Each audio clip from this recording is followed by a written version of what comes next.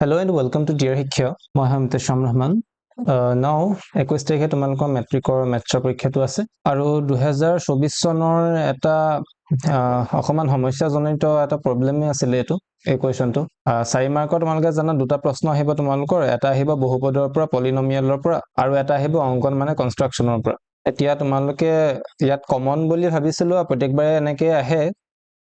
কিন্তু যোৱা বছৰ কি কৰিছিলে মানে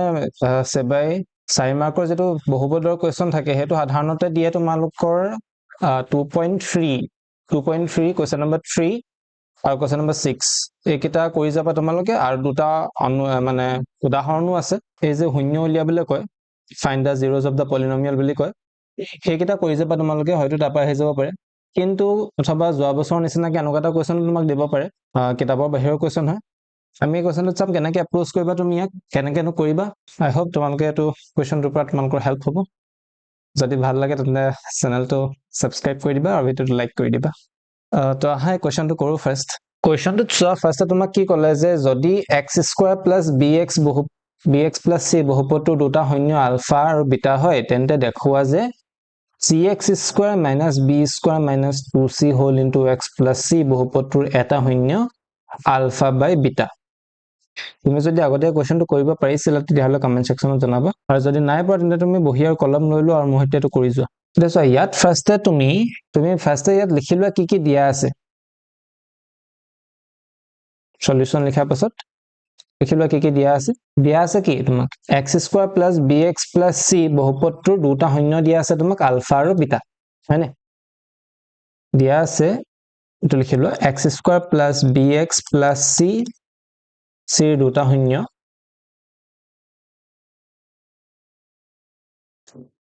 আলফা আৰু বিটা তেছো তুমি আলফা আৰু বিটা মানে দুটা বহুপদৰ এটা বহুপদৰ শূন্য দুটা জানিলে মানে কি মনলৈ আহে তোমাৰ গোটেইখিনি কথা ৰিকল কৰাচোন এবাৰ এটা তুমি কথা মনত আছে যে আলফা + বিটা = -b/a আৰু আলফা * বিটা = c/a বহুপদৰ শূন্য আৰু সহগৰ মাজৰ সম্পৰ্ক relation between the coefficients and the zeros of a polynomial so হেতু আমি ৰিলেচনতে গুটে অংকটো আমি সলভ কৰি দিম again বহুত কেবাটাও ষ্টেপ মানে হেৰি পদ্ধতি আছিল এটো কৰা মই এটা তোমালোকৰ কাৰণে আটাইতকৈ ইজি পালো মোৰ ফালৰ পৰা সেইকাৰণে মই এটোতে কৈ দিম তোমাক এতিয়া চোৱা ইয়াত আমি কি কৰিলাম ইয়াত আলফা প্লাস বিটা কিমান হ'ব -b/a হ'ব -b b কিমান ইয়াত চোৱা b ইয়াত কিমান x ৰ লগত যেটো থাকে হেতুকে b বুলি কয় b ইয়াত b to b এ হয় a কাক কয় x² যেটো সহগ থাকে হেতুকে আমি কওঁ a ইয়াত a কিমান হয় 1 হয় এটা হলে -b/ কি হ'ব 1 তো হ'ব কিমান -b হেতু দিলো তুমি ইকুৱেশ্যন নম্বৰ 1 আমাক ড্ৰ কৰা হ'ব আকৌ আৰু এটা কি আছিল আৰু and alpha into beta কিমান আছিল c/a হয়নে c/a মানে কিমান এটা সময় c/a নিলিখো নহলে তোমাৰ কনফিউজ হ'ব মই কেলে নাই লিখা এটা গম পাবা তোমালোকে ইয়াত c কিমান c হৈছে লাষ্টত যেটো c আছে c এ হ'ব a কিমান a হৈছে ইয়াত 1 তো c/1 মানে কিমান হ'ব c এ হ'ব হয়নে তো এটো হ'ব ইকুৱেশ্যন 2 বুজি পালা খিন লাগে তো এটো এইকিটা আমাক দৰকাৰ হ'ব তাৰ পাছৰ অক্ষৰ আমি চাওঁ তোমাক কি ক'লে তেতিয়া হলে প্ৰথম অক্ষৰ পাটো আমি এডখৰ উলিয়াই ললো নেক্সট তুমি দেখাব কি কৈছে তোমাক দেখাব লাগে যে cx² - b² - 2cx + c বহুপদটোৰ এটা শূন্য আলফা বাই বিটা হয় বুলি কৈছে তো ইয়াত লিখি লোৱা দেখাব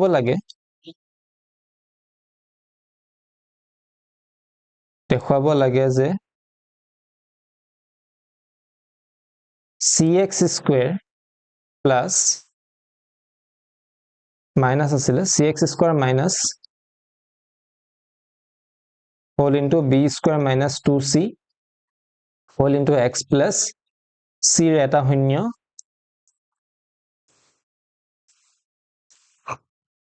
হয় আলফা বাই বিটা ৰাইট ঠিক আছে তো ইয়াত আকৌ কি জানা তুমি চোৱাচোন ইয়াত তুমি a কিমান এতিয়া কিয়াৰ কোএফিচিয়েন্ট খিনি লিখিলা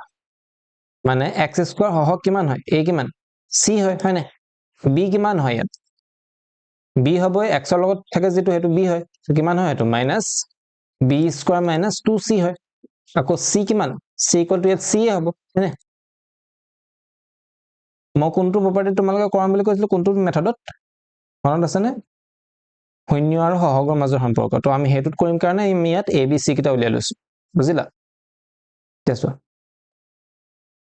এতিয়া ইয়াত মাইনাস b বাই a কৈ পেলে কিমান পাবা চোন মাইনাস b বাই a কৰিলে কিমান পোৱা মাইনাস মাইনাসৰ জায়গাত মাইনাস লিখিলো b জায়গাত কিমান লিখিব লাগিব minus whole into b square minus 2c divided by a কিমান c হয় তো ইকুয়াল টু কিমান হ'ব তেতিয়াহলে এটো b স্কয়ার মাইনাস 2c তলত হ'ব c হয়নে তাৰ পাছত কি হ'ব c বাই ইকুয়াল টু কিমান হ'ব আকৌ c কিমান আছে ইয়াত c আছে a কিমান ইয়াত a আকৌ ইয়াত c c by c equal to কিমান হৈ যায় 1 দেখা তুমি এটা কথা বিশেষ মন কৰিব লাগিব c বাই a যদি 1 হয় c বাই a মই কি কলো c বাই a যদি 1 হয় এই কন্ডিশনটো কেতিয়া এপ্লাই হয় জানানে যদি এটা শূন্য আনটোৰ উল্টা হয় যদি if 10 is the reciprocal of the another then what happens c by a becomes 1 okay মানে alpha এটা শূন্য যদি হয় alpha আৰু এটা শূন্য যদি 1 by alpha হয় তেতিয়াহে তুমি কি পাবা c by a equal to 1 পাবা কেলে পাবা সো শূন্য দুটাৰ পূৰণফল মানে alpha into beta কাৰ সমান আছিল alpha into আমাৰ ইয়াৰ ক্ষেত্ৰত কি 1 by alpha equal কাৰ সমান হয় c by a সমান হয় নে তো c by a সমান কাৰ হয় alpha into beta হয় beta আমাৰ ক্ষেত্ৰত কিমান হয় 1 by alpha হয় ঠিক আছে এটো কৰিলে কি দেখিছা alpha কটা গল নাই থাকিলে কিমান 1 মানে 1 কেতিয়া ওলাই যেতিয়া শূন্য কিটা এটো আনটোৰ প্ৰতিক্ৰম হয় বুজি পালা এটো আনটোৰ উল্টাটা মানে এটো কথা ভালকে মনত ৰাখিবা MCQ ত ইয়াৰ পৰা এটা কোৱেশ্চন আহিব পাৰে কিন্তু c equal to a আকৌ এটো c by a equal to 1 মানে আকৌ ইয়াৰ পৰা আৰু এটা কথা ওলাব পাৰে এটো পৰা আৰু এটা কথা ওলাব পাৰে c by equal to 1 মানে কি এটো যদি ইফালে গুচি যায় 1 into a to 1 log into হৈ পেলে a হৈ যাব নে c equal to a কেতিয়া হয় যদি এটা শূন্য আনটোৰ উল্টা হয় মনত ৰাখিবা এটো কথা মই বৰ টাইম নাপালো তোমালোকৰ কাৰণে ইম্পৰ্টেন্ট MCQ খিনি দিবলৈ এটা বাস্তৱ সংখ্যা ইম্পৰ্টেন্ট MCQ খিনি মই কৰি দিছো সেইখিনি কিন্তু বহুত চেনেলত পেইডটো চাগে নাপাবনি ইমান ধুনিয়া MCQ খিনি তো যদি চোৱা নাই এতিয়া চাই লবই এতিয়া চোৱা তেতিয়াহলে আমি কি কৰিম ধৰা হল লিখা ধৰা হল বহুপদটোৰ শূন্য দুটা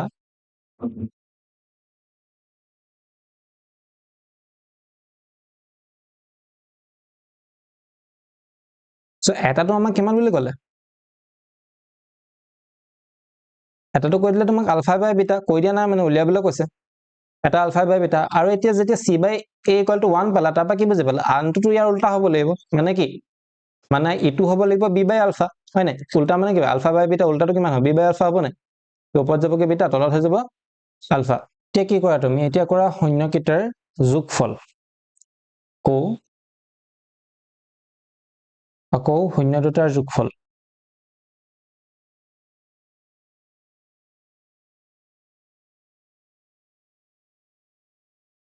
sum of the zeros মানে কিমান হ'ব alpha by beta plus কিমান হ'ব beta by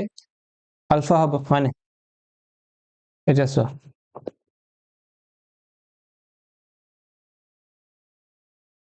এটা যদি ইয়াত কমন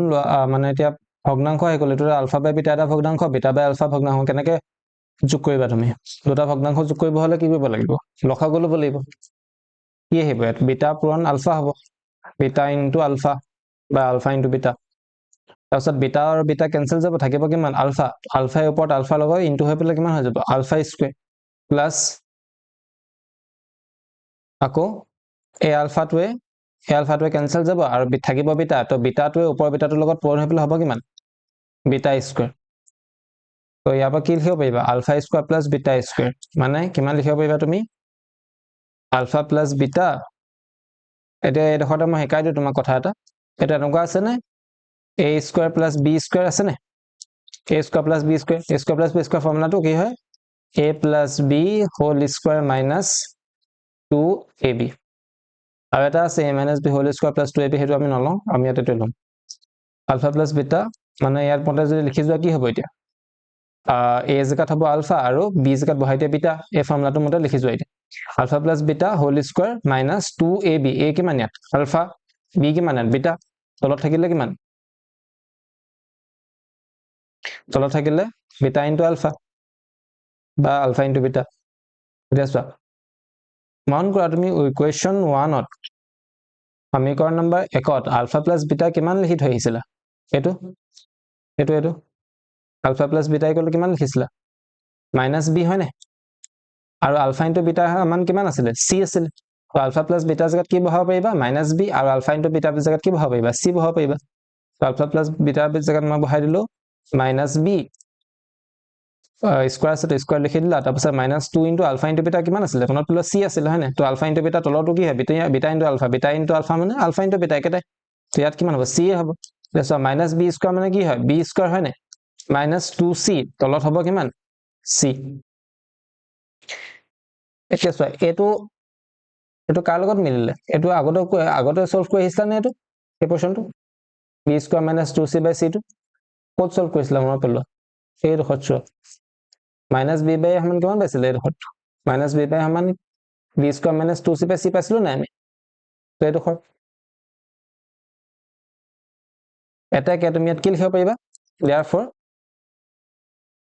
আলফা প্লাছ মানে alpha by beta plus beta by alpha equal to কাৰ সমান পাই গলা b square minus 2c by c হয় নাই এইটো হৈ গ'ল আৰু এটা কাম বাকি আছে আমাৰ এতিয়া আলফা ইনটু বিটা কৰিবলৈ বাকি আছে শূন্য দুটাৰ পূৰণফল কৰিবলৈ বাকি আছে শূন্য দুটাৰ যোগফলটো কৰিছিলে শূন্য দুটাৰ পূৰণফল কৰা এতিয়া শূন্য দুটাৰ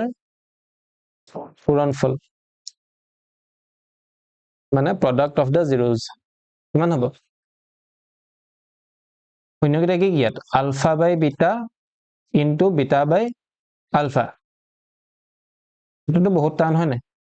এইটো ইমান টান যে মাত্ৰ এইটো কাটি দিয়া ওপৰত থাকিলে 1 বিটাটো কাটি দিয়া 1 ইমানে টান আছিল এইটো এক গুণ হৈ যাব কিমান 1 1 টাৰ্ম এতিয়া আকৌ 1 ক'ত পাইছিলা মনত পেলোৱাচোন 1 ক'ত পাইছিলা এইটো পাইছিলা নাই c বাই আৰু তুমি কি জানা এতিয়া শূন্য দুটা পূৰণফল কাৰ সমান হয় c বাই সমান হৈছিলে নাই এটাকে alpha by beta into beta by alpha equal to 1 ইয়াৰ পৰা কি বুজি পালা যদি শূন্য দুটাৰ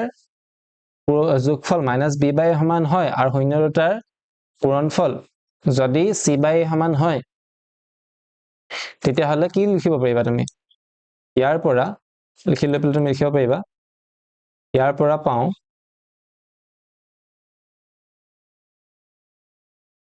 ULFA plus beta alpha plus beta লেখাতকৈ ভাল হ'ব তুমি যদি লিখা শূন্য দুটাৰ যোগফল শূন্য দুটাৰ যোগফল কাৰ সমান হ'ল মাইনাছ b বাই সমান হ'ল আৰু তলত কি পালা শূন্য দুটাৰ পূৰণফল কাৰ সমান হ'ল c বাই সমান হ'ল নাই যদি শূন্য দুটাৰ যোগফল মাইনাছ b বাই হয় আৰু শূন্য দুটাৰ পূৰণফল যদি c বাই হয় তেতিয়াহ'লে কি হ'ব সেই শূন্যকেইটা হয় মানে আলফা বাই বিটা আৰু বিটা বাই আলফা আমাৰ যেটো বহুপদ দিয়া আছিল সেই বহুপদটোৰে শূন্য হয়